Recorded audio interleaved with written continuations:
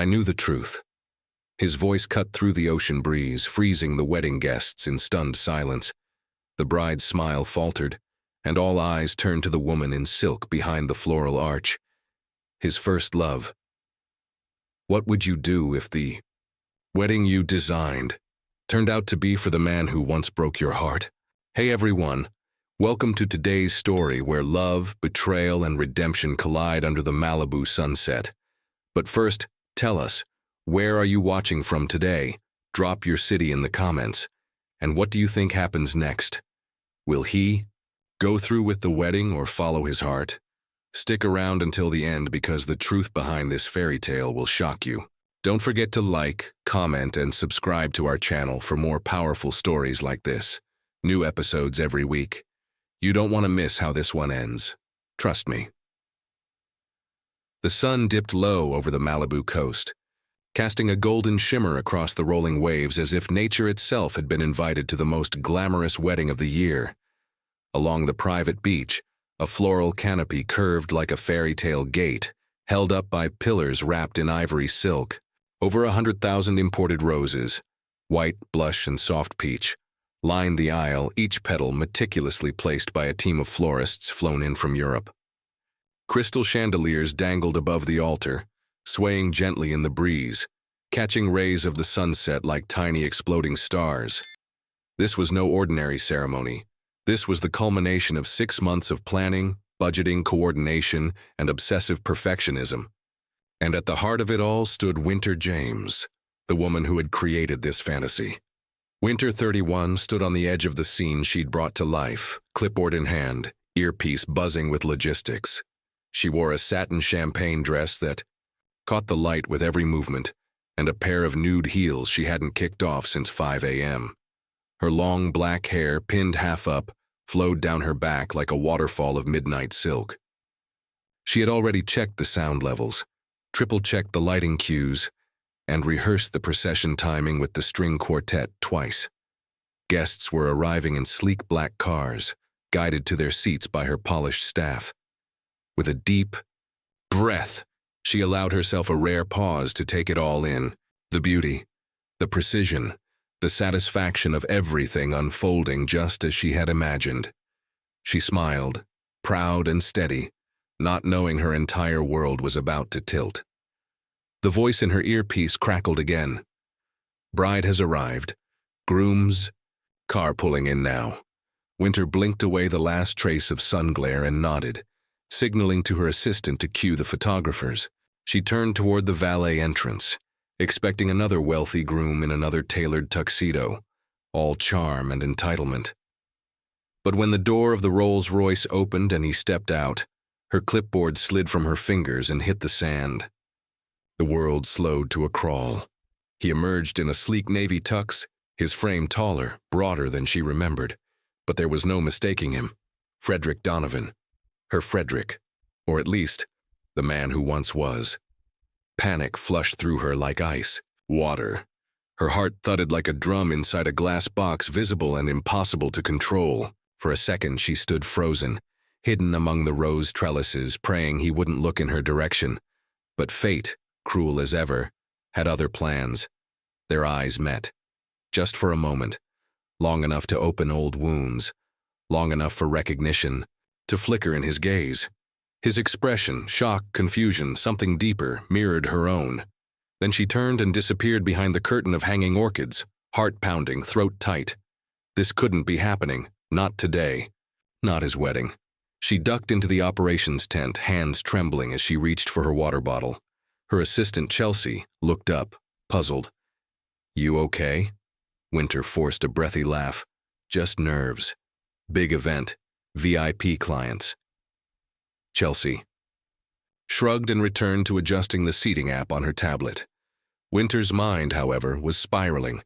Frederick Donovan, the boy she loved when they were nobodies with dreams too big for their dorm rooms. The boy who kissed her beneath redwood.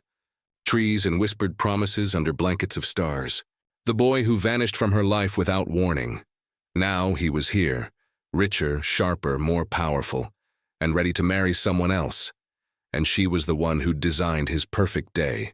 She wanted to scream, or run, or cry. But she did what she'd always done, composed herself, straightened her shoulders, and went back to work. She walked the perimeter of the reception space, instructing the bartenders to keep the champagne glasses chilled, guiding the chefs to line the hors d'oeuvres with edible florals, adjusting the satin bows on each chair so they faced exactly 5 degrees. Precision calmed her. Movement disguised emotion. But beneath the calm exterior, her mind raced through memories she'd buried years ago, memories that now clawed their way back to the surface with the weight of everything unsaid.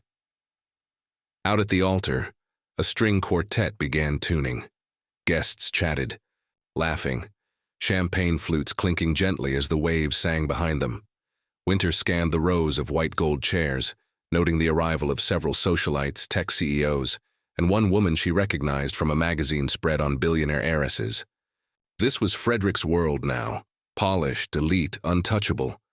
A world he'd once said they'd build together. How ironic. She had built it, but for someone else.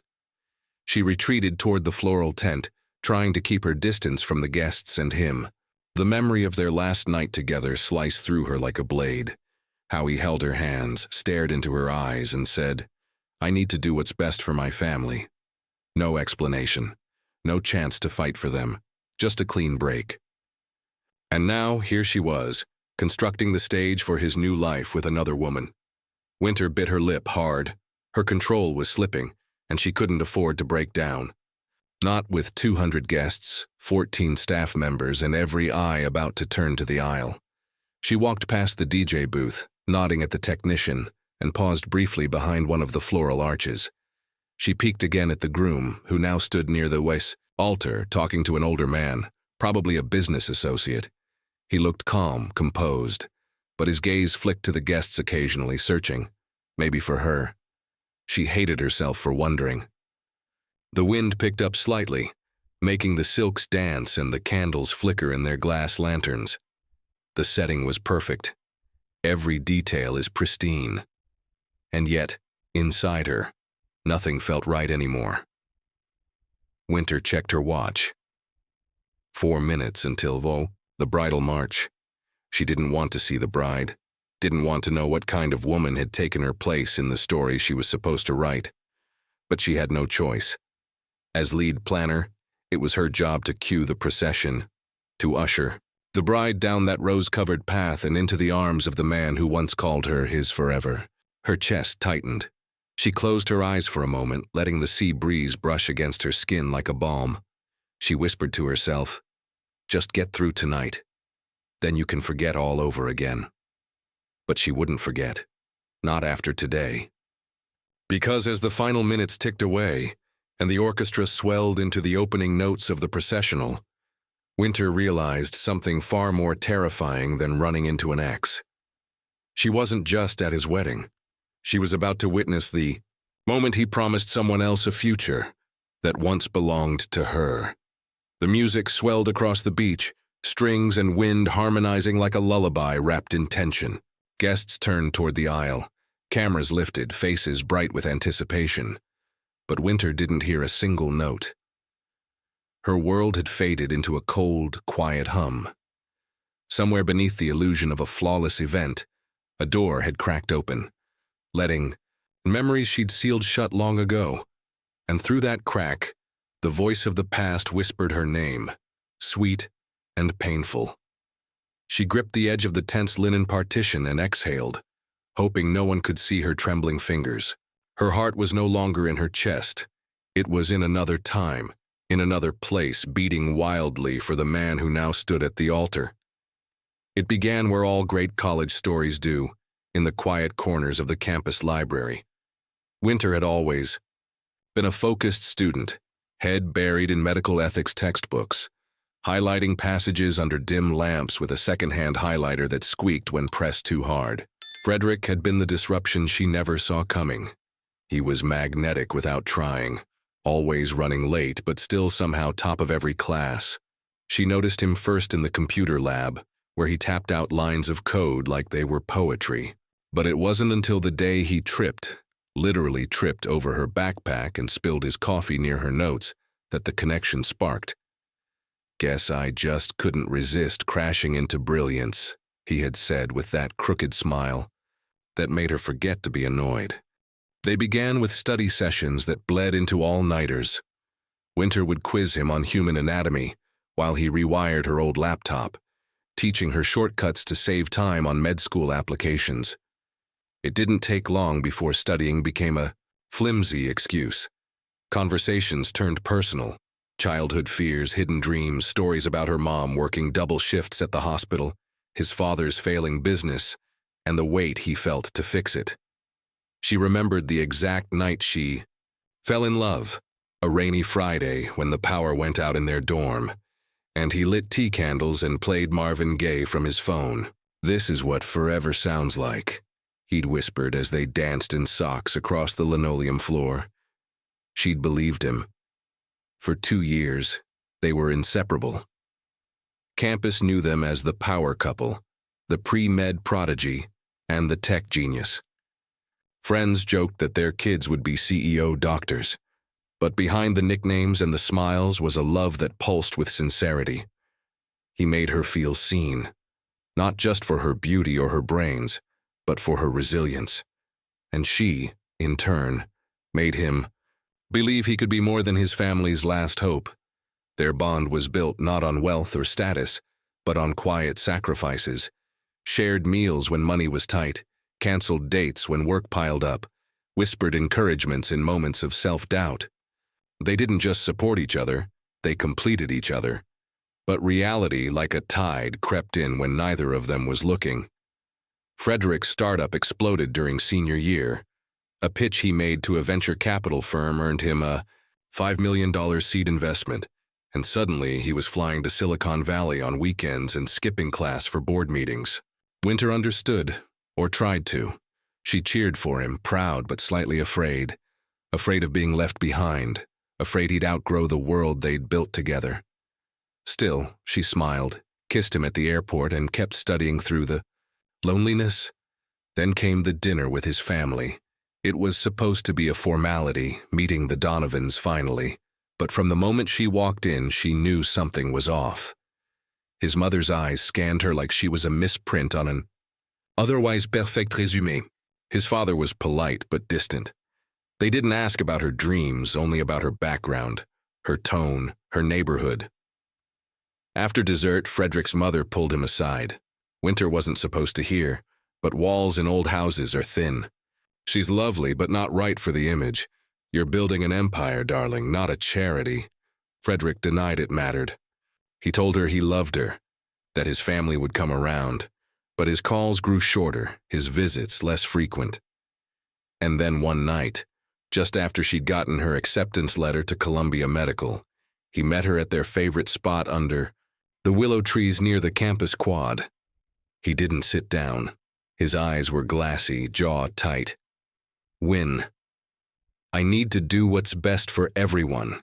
My family, the company, us. It's not practical anymore." The words were like bricks, dropping into water, heavy, irreversible. She didn't cry, not in front of him.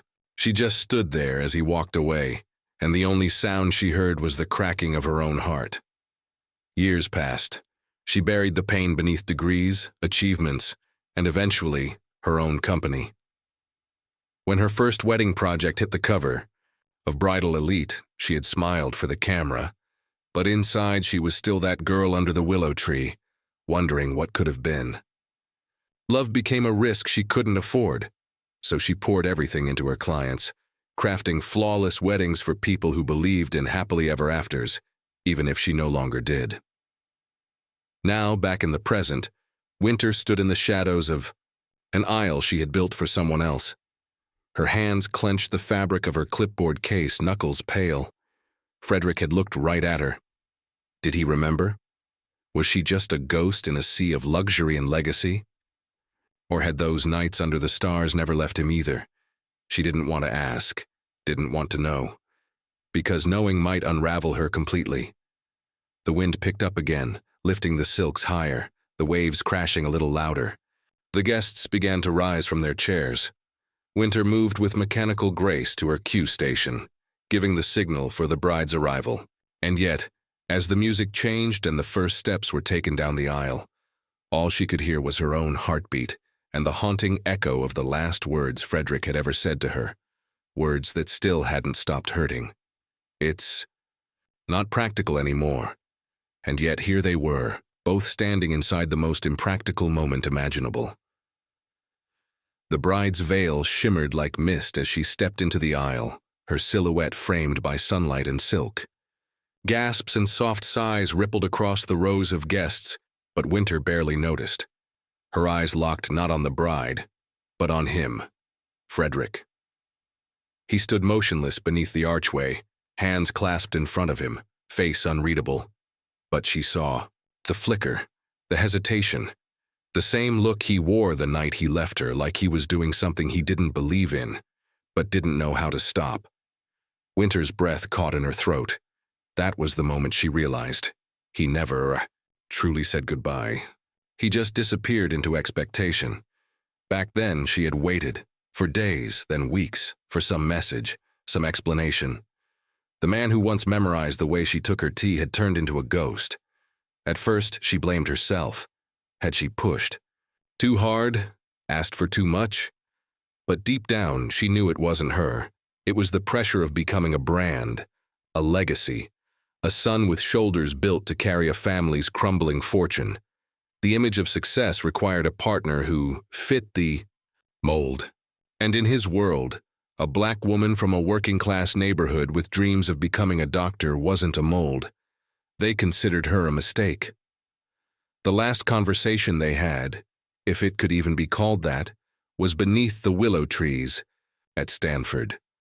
Winter still remembered every leaf that fluttered in the wind, every second of silence between them. He'd shown up late, eyes red as if he hadn't slept in days. "This thing between us," he had said, voice flat.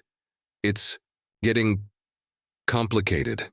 She had laughed then, dry and bitter. "You mean love? That thing you couldn't stop talking about for 2 years?" He winced but didn't flinch. I need to be realistic, my family, my father's investors." But the rest blurred. It was the look in his eyes that stayed with her. Regret, and something like shame. As if he were watching his betrayal happen and couldn't stop it. He hadn't said he stopped loving her. He never said it wasn't real, he just chose not to fight. And that, more than anything, was what broke her. Winter had walked away from that conversation in a fog. She couldn't remember how she got back to her dorm, how she passed her finals, or how she packed her things. Only that the boy who once picked wildflowers for her now walked side by side with a blonde socialite named Natalie Whitmore, whose father happened to be the largest investor in Donovan Enterprises. The media called it a perfect match. Brains and beauty, tech and old money. No one ever mentioned the girl with the wild curls and the dreams of healing people. She became a whisper behind the success story. Natalie was everything Winter was told she wasn't. Polished, pale, powerful by association. She didn't need to study until 3 a.m. to prove her worth. Her last name was her worth. When their engagement was announced in a glossy spread in Modern Legacy, Winter had sat in her tiny one-bedroom apartment and stared at the screen for an hour. Frederick's smile in the photo wasn't forced, but it wasn't the one she remembered either. It didn't reach his eyes. It was the smile of a man who had learned to survive behind a mask. Now, as she stood behind the scenes at his wedding, Winter saw that same smile again, and the hollowness underneath it. But this time, something else flickered through. A crack, a tremor. His gaze for a second darted to the far edge of the aisle where she was hidden among the staff. Their eyes met just briefly, but it was enough. Enough to stir the ache that had never truly faded. Enough to remind her of all the things he never said. Chelsea, her assistant, nudged her gently. "Winter, cue for the vows in 3 minutes." She nodded without speaking. Her hands moved on autopilot as she gave the final signal. In front of the crowd, the bride glided toward the altar, veil fluttering behind her like a dream about to be sealed. Winter couldn't stop thinking about how this dream had once been hers. There was no announcement, No dramatic closure, no apology. Frederick had left her with silence, and silence became the shape of her grief. She had tried to hate him, told herself that he had chosen ambition over authenticity, optics over intimacy. But truthfully, she never stopped wondering if he ever regretted it. And that wondering became a chain she carried, invisible but heavy, into every relationship that followed. No one could reach her because he had left a door open and never walked back through it. The guests settled into silence. The music faded. The officiant cleared his throat and opened the leather-bound script. Winter leaned against the tent post, hidden from view, heart thrumming like it was her wedding. She watched as the bride and groom faced each other. Frederick took Natalie's hands, but his eyes drifted again, just for a heartbeat, toward the back, toward her. And that look said everything his mouth never had. I never stopped loving you. But the problem with silence is that it makes everything too late. Or so Winter thought. She turned away, trying to calm the storm inside her. But as she walked toward the servers preparing the champagne tower, she whispered to herself, he had his chance, and he let it go. What she didn't know, what no one knew yet, was that the truth behind their separation had been buried, not by him, but by someone else. And that truth was about to unravel everything. The sun had dipped low enough to bathe the sky in hues of molten gold and lavender. The ceremony was winding toward its crescendo, the vows. Winter retreated behind. A line of white orchids, her breath shallow, her face still. She had done her job. The stage was perfect, every detail divine. But something beneath the surface had cracked, and as the bride lifted her veil, smiling with the polished poise of someone raised to belong, Winter saw the hollowness behind the glamour. Natalie Whitmore was beautiful, yes, but not radiant, not warm. Her gaze flickered, not to Frederick but to the crowd, measuring who was watching, who was impressed. That alone was enough to make Winter want to leave. But before she could slip away, Natalie appeared beside her. I thought I'd find you back here, the bride whispered, her voice sharp behind a saccharine smile. I always wondered if you'd end up working for me one day. Winter stiffened. This is your wedding. Shouldn't you be with your groom? Natalie leaned in closer, the veil brushing against Winter's arm like a threat. You know, he used to say your name in his sleep, she said lightly, almost playfully. But I fixed that. Winter stared at her, unsure if the pounding in her chest was rage or fear.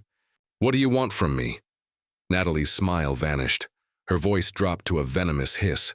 I want you to know that I took everything from you, and I did it on purpose. The words hung in the air, impossible to unhear.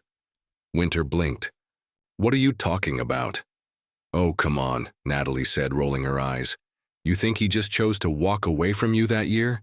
That sweet little breakup in the woods? That was me, darling. My father was going to pull every cent out of Donovan Holdings unless Frederick ended things with you and joined our family. I made sure he never told you. You were a liability to his legacy, so I offered him a lifeline. He took it. Winter took a staggering step back, her fingers curled around a silk drape to steady herself. She wanted to scream, to cry, to slap the smug look off Natalie's face. But more than anything, she wanted to disbelieve it. Except deep down, the puzzle finally made sense. Frederick's distant eyes, the cold break, the silence. It wasn't abandonment, it was coercion. A sacrifice she hadn't even known she'd been traded for. You manipulated him, Winter breathed. Natalie shrugged. I secured a future. He was a fool in love with a fantasy. I gave him reality, and in return I got everything. Until today. Winter narrowed her eyes. What do you mean? Natalie's lips curled slightly, but this time the confidence was cracked. He's been distracted ever since you showed up on the planning team. He's changed. Distant. I thought having this wedding would shut the door on your ghost. But no, it opened it wider. Just then a voice cut through the thick air behind them. Natalie. They both turned. Frederick stood there, silent and burning.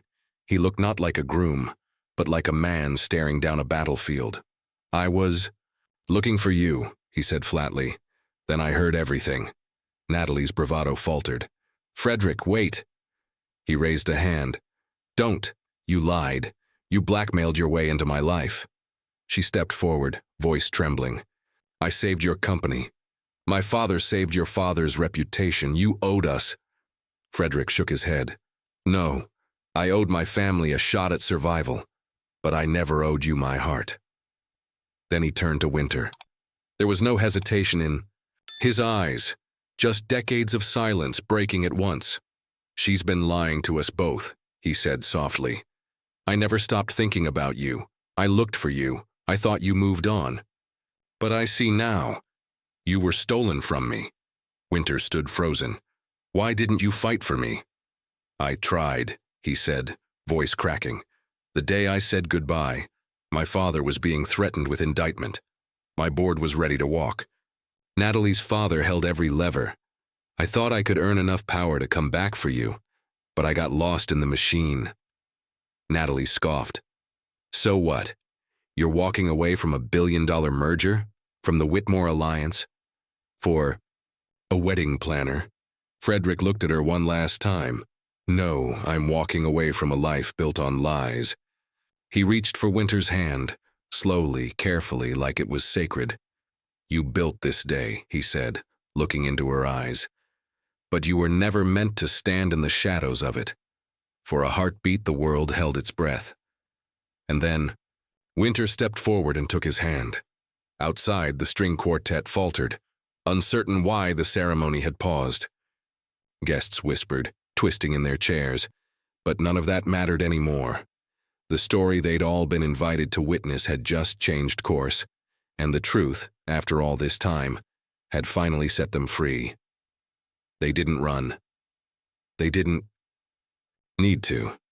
As Frederick and Winter walked side by side down the rose-strewn aisle meant for another woman, the world seemed to fall into a stunned, reverent hush. Gasps fluttered through the crowd like startled birds, fans paused mid-sway, and whispers collided mid-air.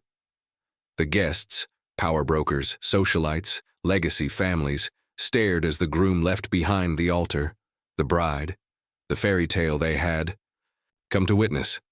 But neither he nor Winter looked back. Their hands remained linked, fingers tight, their strides slow but certain. Silk brushed her ankles. His polished shoes sank into the soft sand.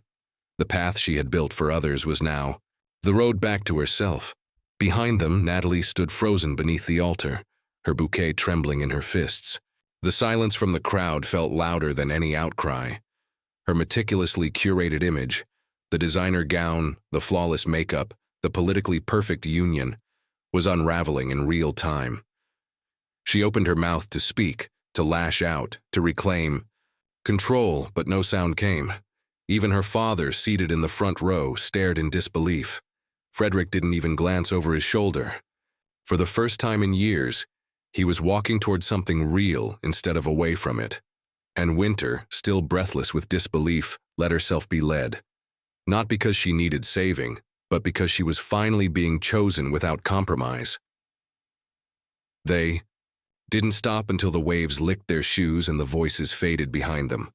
The sky above stretched wide and endless, streaked with violet and fire orange.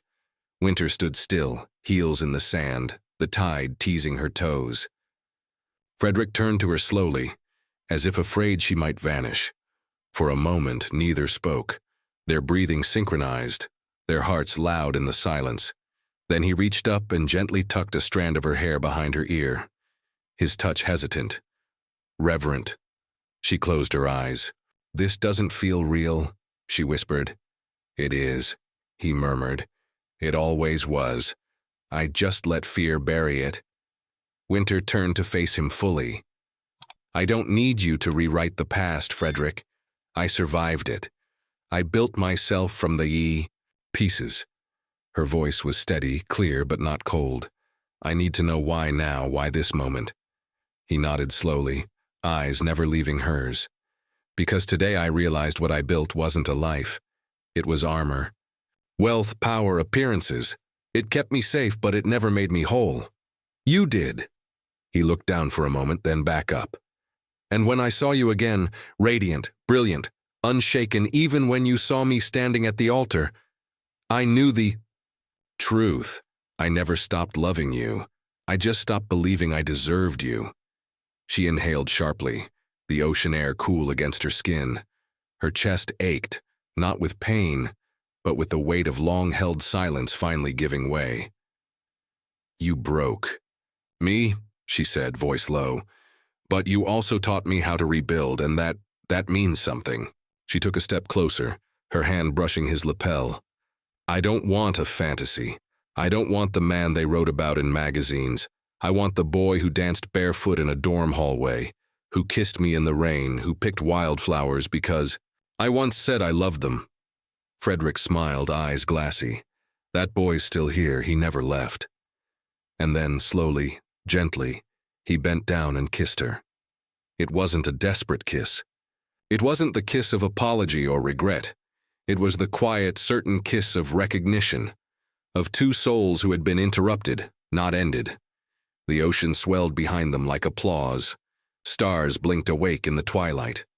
They stood there, wrapped in each other while the rest of the world spun helplessly into a different story, one they no longer belonged to. When they broke apart, she rested her forehead against his. "What happens now?" she asked. He took her hands. "Whatever you want. We don't need a plan. We just need to start again, with nothing forced, nothing borrowed, just us." Winter laughed softly. "Then first, we take off these shoes and walk." He grinned.